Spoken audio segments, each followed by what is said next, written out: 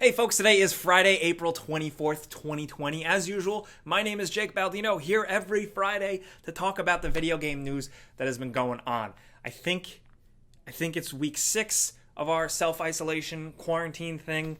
Staying safe here in New York. Hopefully you guys are out there as well. It's getting a little lonely here. But yeah, there's a lot of news to talk about still, so let's just jump in. First is Horizon Zero Dawn 2. Or 3, believe it or not. So, the latest news, and take this with a grain of salt, of course, but Video Games Chronicle, who has had a pretty good track record, is reporting that Guerrilla Games has planned for a trilogy of Horizon games, with the second one being a PlayStation 5 exclusive. That's kind of obvious, especially considering we've seen Guerrilla Games post job postings, hiring for next-generation developers. Also, last week they deleted a tweet that actually was hashtagged PS5. But still, the biggest thing to come from this is that the game world will apparently be much bigger this time around, just a more massive game in scope. Horizon Zero Dawn 2, considering that the first game sold millions and millions of copies. Apparently this one's also going to have co-op, which is interesting. Apparently that's something that they've wanted to implement from the beginning, and it kind of makes sense. It could become some sort of kind of fun cooperative multiplayer future Monster Hunter type game. I could totally see that, and I do think this is pretty exciting and something to look forward to in the next generation of consoles, whenever that may actually be a thing now. I don't know, I'm pretty hyped, but moving on over from PlayStation 5 to Xbox Series X, now we know what the Series X logo is going to look like, the next Xbox. Thanks, of course, to a trademark filing, and here it is. It's a logo. I don't know. It's something to go on. We have the PlayStation 5 logo, which looks the same. And we have this, which looks clean and nice. I don't know. We're taking all the news we can get right now.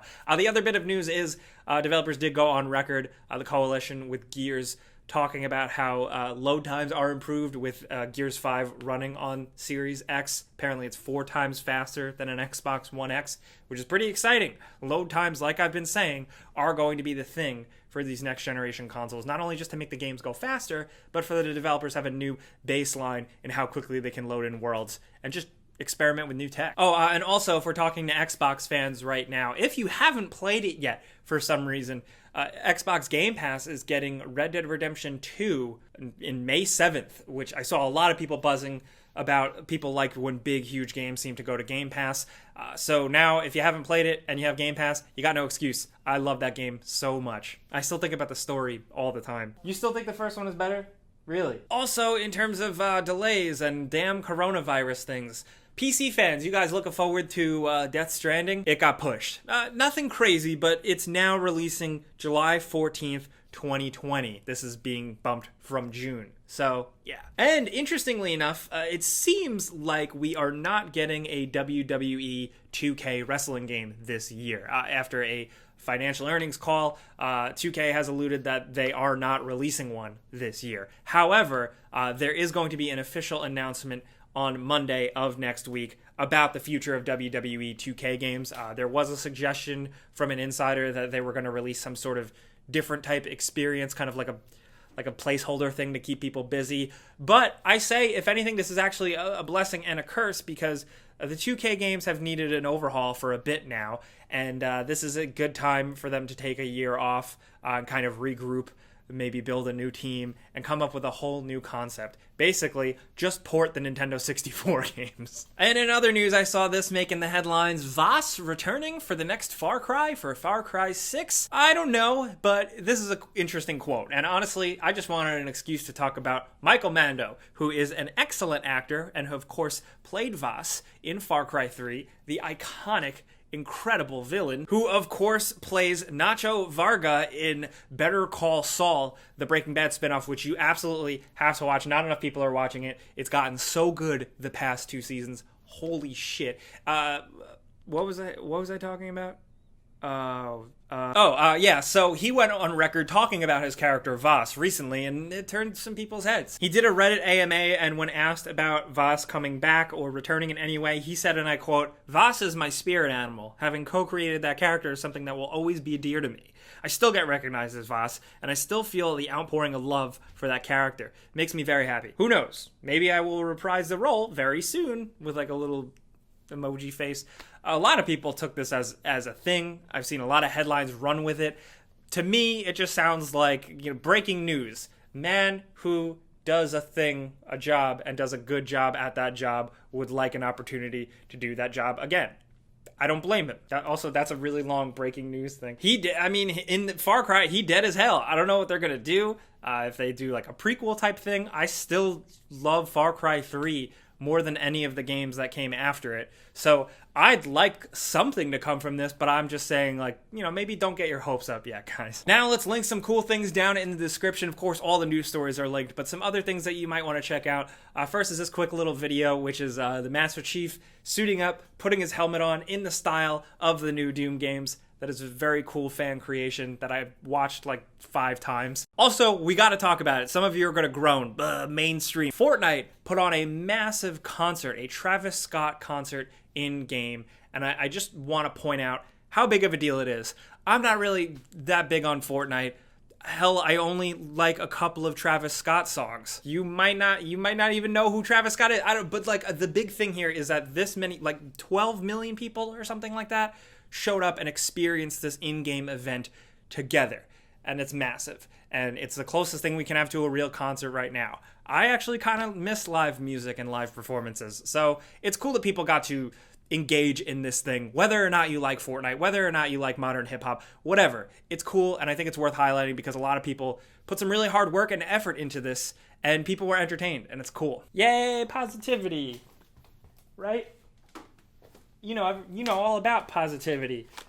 Don't you, Kylo Ren? Also, Predator Hunting Grounds has released today, and there's a new developer video that you can watch a playthrough that can kind of give you some tips if you are jumping in this weekend like me. We're putting a before you buy out for it soon. Also, don't forget that XCOM Chimera Squad also launched today for you PC fans. That looks like something good to jump into. And up until June, I believe, Geforce Now is free for you PC fans. They are reworking the titles that they're keeping on it, so things are going to change and kind of fly by the seat of the pants. But if you want to check it out, I personally have been very interested but haven't committed. Geforce Now, free right now. Go for it. You need a teacher. I can show you the ways of the Force. Also, this is really cool. I want to talk about how Animal Crossing is now the king, basically. With the records it's set, the March NPDs are out, and it's pretty crazy. Obviously, a lot of people jumped into the world of Animal Crossing for, dealing with COVID-19. Also, it, of course, achieved extreme mainstream success to the point where I look at other people playing this game who've never played video games before, and I feel like I'm barely a gamer with how hardcore these people go. But it is, of course, the best-selling Animal Crossing game ever. Not only that, for the United States, it's the 3rd best launch for a Nintendo game ever, beating out previous Super Smash Bros. Games. So it's bigger than Zelda and bigger than Mario. What? So now Animal Crossing is essentially the new big hot shit property for Nintendo. It had always done incredibly well across multiple countries, but this is pretty insane. Also, it's the number 2 best-selling game of the year next to Call of Duty Modern Warfare, which is 2 very, very different games. And I think, honestly, that's the beauty of gaming. I am excited to see what, if anything, Nintendo does with this. Are they going to run with this? Are we going to see more Animal Crossing games? Are we going to see more effort poured into content and updates to keep people playing? I don't know. I think the future is bright. Something to look forward to. More Animal Crossing in the future, because this one kicked insane ass. Also, if you're looking for a nice thing, kind of just a quick little feel-good moment, this popped up on Reddit. Shout out to user Peanut88, who had to send in his PS4 to Sony for repairs, and he was happy enough to get it back, get it fixed, and get this little note. If you can't see it, it says, "Dear PlayStation owner, thanks for continuing to support PlayStation, its products, and services during these unprecedented and difficult times. As a token of our appreciation for your patronage, we're including a copy of MLB The Show 20 for you to enjoy. We will continue our commitment to provide you the best support and service in the future. Stay safe and thank you again. The PlayStation Service Team." Hey, that's kind of nice. It's kind of cool. Just think it's worth sometimes highlighting and pointing out nice things in times like these. A lot of communities banding together, gaming streamers, players, raising tons of money for support and charities and for people who are getting hit by this the hardest. Companies doing stuff, players doing stuff, all of this is just kind of cool. It makes me feel good. Hopefully it makes you feel good. But before we go, we got to do that console giveaway we do every single week. You know how this goes down by now. There's a link in the description below. You click it to sign up. You enter once, then you're entered for good. And then every single week we go in and randomly choose one person to win a free console of their choice. This week's winner is going to be this person right here. Congratulations. Be sure to keep an eye on your inbox, your spam box, stuff like that, because we're going to be reaching out to you to find out how we can send you some free stuff, which you might want right now. Thank you guys for coming around every Friday. We really appreciate you still sticking with us. I expect gaming news to slow down more and more. Looking at the release schedule in May, things might be kind of quiet other than next-gen news. So, yeah, but still, we'll be here every Friday. If you want to see me post more dumb, stupid shit, I've been putting weird stuff on social media, so come hang out with me on Twitter and Instagram at Jake Baldino. I try and answer as many people as I can. But I'm looking forward to hearing what you guys are playing this weekend, so be sure to please let us know in the comments for research reasons and stuff. And like I said, thank you guys for watching. Clicking the like button does really help us out. And if you're new, maybe consider subscribing, hitting that notification bell, because we put out videos every single day. But, as always, thanks for watching. We'll see you guys next time. Pizza's on me once everything goes back to normal.